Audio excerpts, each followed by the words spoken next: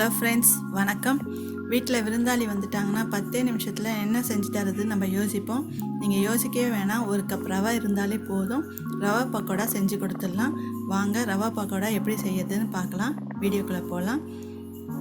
அதுக்கு தேவையான பொருட்கள்: 1 கப் ரவை, 2 ஸ்பூன் கடலை மாவு, 1 பெரிய வெங்காயம், இஞ்சி பூண்டு பேஸ்ட், பெருங்காயத்தூள், 1 பச்சை மிளகாய், 10 முந்திரி பருப்பு, கறிவேப்பிலை, கொத்தமல்லி, வெறும் மிளகாய்த்தூள், மஞ்சத்தூள்.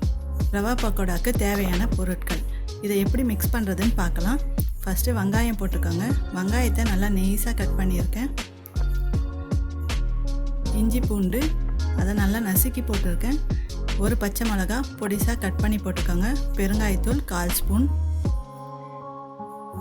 கறிவேப்பிலை, கொத்தமல்லி இதையும் பொடிசாக கட் பண்ணி போட்டுக்கோங்க.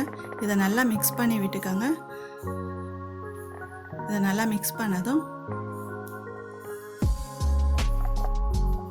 இது கூட 1/4 ஸ்பூன் மிளகாய்த்தூள், 1/4 ஸ்பூன் மஞ்சத்தூள். மிளகாய்த்தூள் 1/4 ஸ்பூன் போட்டாலே போதும், அதிகமாக சேர்க்க வேணாம். 2 ஸ்பூன் கடலை மாவு, 1 கப் ரவை. கடலை மாவு எதுக்குன்னா நல்லா பைண்ட் ஆகிறதுக்கு. தேவையான அளவு உப்பு சேர்த்துக்கலாம். முந்திரி பருப்பு 10 முந்திரி பருப்பு பொடிசாக கட் பண்ணி போட்டுக்கோங்க. இதை நல்லா மிக்ஸ் பண்ணி விட்டுக்கலாம். ஃபஸ்ட்டு நல்லா மிக்ஸ் பண்ணிவிடுங்க. அப்புறமா தண்ணி கொஞ்சம் கொஞ்சமாக சேர்த்து நல்லா கலந்து விட்டுக்கலாம். தண்ணி அதிகமாக சேர்த்துக்காதீங்க, கொஞ்சம் கொஞ்சமாக சேர்த்து நல்லா பக்கோடா பதத்துக்கு நல்லா பிசைஞ்சு எடுத்துக்கணும். இந்த மாதிரி நல்லா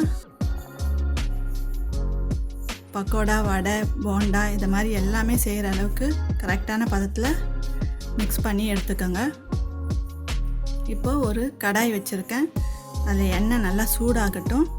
நல்லா எண்ணெய் சூடானதும் கையில் 5 விரல் எடுத்து நல்லா நசுக்குன மாதிரி நல்லா உதிரி உதிரியாக போட்டு விடுங்க. அப்போ தான் பக்கோடா நல்லா உதிரியாக வரும், நல்லா கிறிஸ்பியாகவும் இருக்கும். இதை போட்டதுக்கப்புறம் நம்ம ஸ்டவ்வை லோ ஃப்ளேமில் வச்சுக்கோங்க. கொஞ்ச நேரம் கழித்து மீடியம் ஃப்ளேமில் வச்சுக்கோங்க. பாருங்கள், பக்கோடா நல்லா இதுவாகிடுச்சு. நல்லா திருப்பி போட்டுக்கோங்க. நல்லா செவந்து வரட்டும். நல்லா செவந்துடுச்சு. ரவா பக்கோடா ரெடி ஆகிடுச்சு.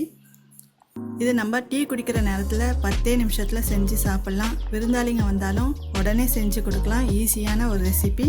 நீங்களும் ட்ரை பண்ணி பாருங்கள். பிடிச்சிருந்தால் லைக் பண்ணுங்கள், கமெண்ட் பண்ணுங்கள். மறக்காமல் குக் வித் லக்ஷ்மி சேனலுக்கு சப்ஸ்கிரைப் பண்ணுங்கள். தேங்க்யூ.